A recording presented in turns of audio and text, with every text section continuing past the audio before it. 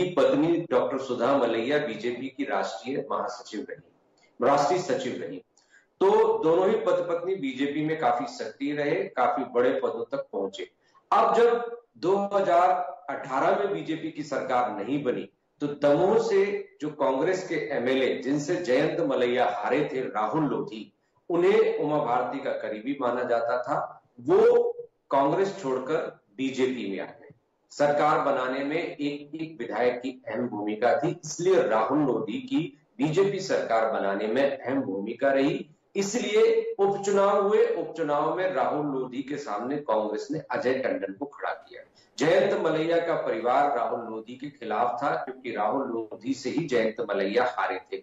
राहुल लोधी चुनाव में खड़े हुए तो चुनाव में अजय टंडन जीते, कांग्रेस की जीत हुई। जयंत कुमार मलैया पर सैबोटेज के आरोप लगे और यही वजह रही कि जयंत मलैया को कारण बताओ नोटिस दिया गया। हालांकि फिर से पार्टी ने जयंत मलैया को मौका दिया, जयंत मलैया को फिर से उम्मीदवार बनाया है। जयंत मलैया एक बुजुर्ग नेता है, हालांकि वो चाहते थे कि अपने बेटे को चुनाव मैदान में उतारें, लेकिन उनके बेटे को टिकट न देते हुए बीजेपी ने स्वयं जयंत मलैया को टिकट दिया है। यहाँ पर अजय टंडन चुनाव मैदान में है, जो यहाँ के स्थानीय एमएलए है। तो ये एक बहुत महत्वपूर्ण सीट है दमोह। दूसरी सीट है पथरिया विधानसभा। पथरिया विधानसभा में बीजेपी भी नहीं जीती, कांग्रेस भी नहीं जीती और यहां से बीएसपी ने चुनावी परचम लहराया। यहाँ पर रामबाई जीती और नया रिकॉर्ड यहाँ पर बनाया। और कुर्मी मतदाता बहुल क्षेत्र है पथरिया। यहाँ पर बीएसपी ने 2018 में जीता तो 2013 में बीजेपी के लखन पटेल जीते थे। 2008 में बीजेपी के ही डॉक्टर रामकृष्ण कुशमारिया जीते थे।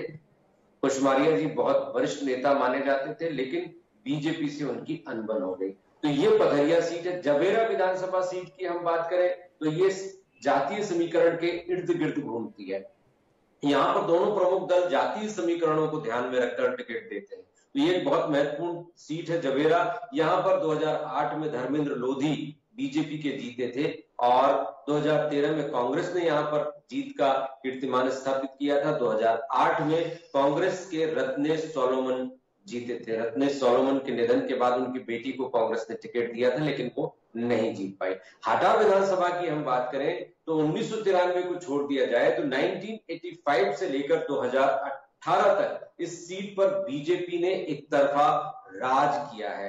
2008 के परिसीमन के बाद अनुसूचित जाति के लिए यह सीट आरक्षित कर दी गई। यहाँ पर हम रिकॉर्ड देखें तो 2018 में बीजेपी के प्रत्याशी जीते, 2013 में भी बीजेपी, 2008 में बीजेपी, 3 में बीजेपी, 1998 में बीजेपी। इसके पहले 1993 में कांग्रेस ने जीत हासिल की थी। उसके पहले भी बीजेपी के खाते में 90 में, 85 में गई, 1980 में कांग्रेस के खाते में। तो ज्यादातर यदि इतिहास देखें हम तो 75% जैसा कि हम अपने ग्राफिक्स में दिखा रहे हैं, बीजेपी का इस सीट से कब्जा रहा है। तो ये चारों सीटें अपने आप में महत्वपूर्ण जातिगत समीकरणों के हिसाब से, लोधीगत सीटों के हिसाब से।